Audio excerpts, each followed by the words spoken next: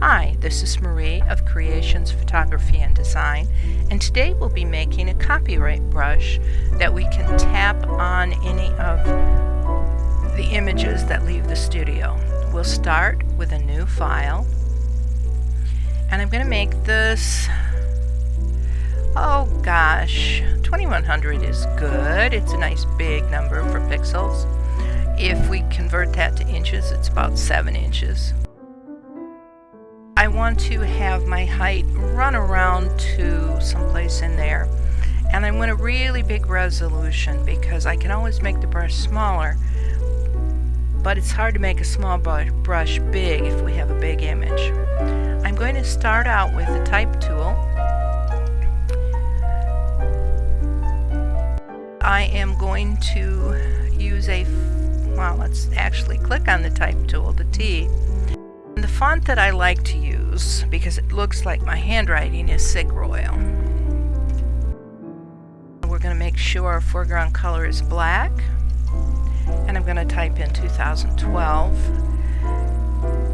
I need to move this down, and you can see when I'm amongst the letters, I have this I bar that means I can edit the letters. When I move away from it, I get a move tool, which means I can move it around any place I want. Let's commit this for the moment. Now, if you're on a PC, to make a copyright symbol, you've got a couple of choices. You can go to the Shape tool and pick the copyright symbol in here. And I have got every single one of my shapes in here, so it looks a lot bigger than probably yours. So I'll choose the copyright symbol. Then I'll come over here and I'll draw the copyright symbol and make it about the same size as the letters. I'll grab my move tool by tapping the V, and I can move that around anywhere I want. If you happen to have a Mac, life is a lot simpler.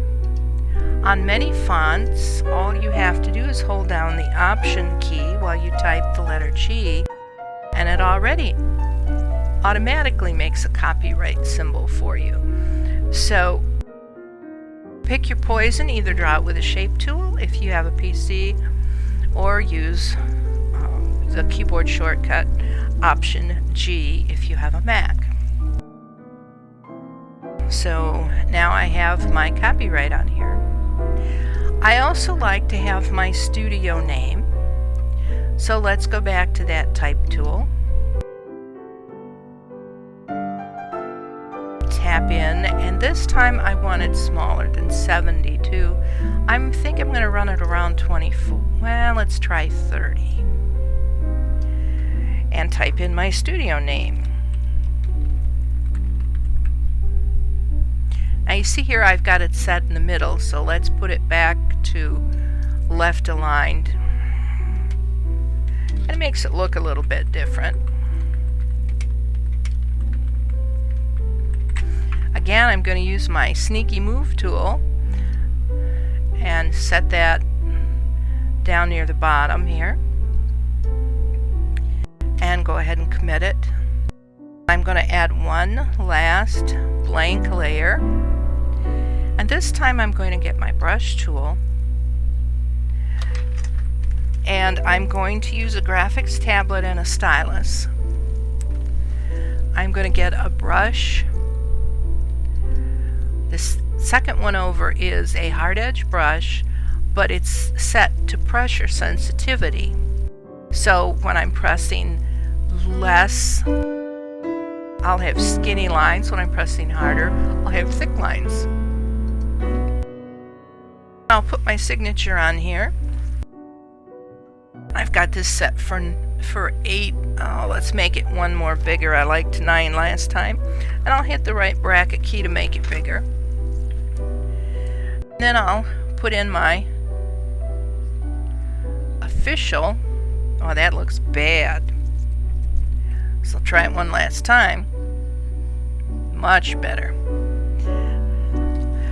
This is the official signature that I use on sign all my artwork with. You can write your name, You can use a text, a script font to type your name in.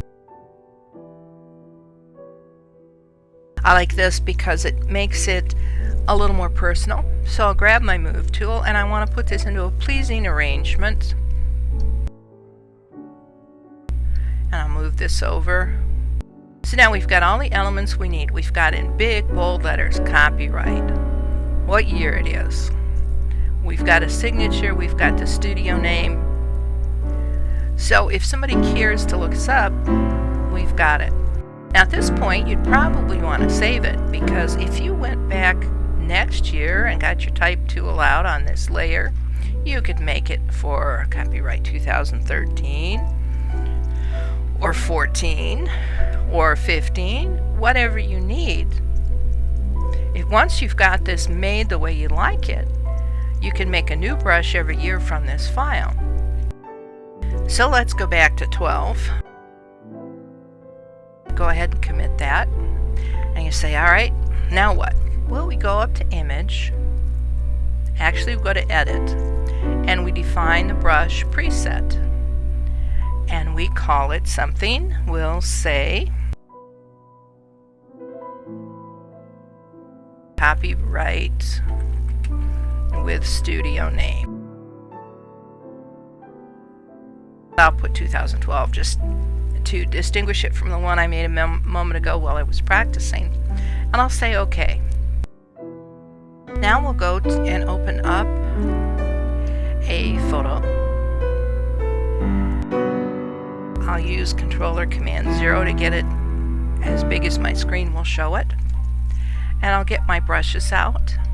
And this time I'm going to go down to the bottom of my brush palette, and it will be a long trip. I've set my little logos here, my icons, to large, just because I can see what brush I've got, and I've got a lot of brushes loaded right now.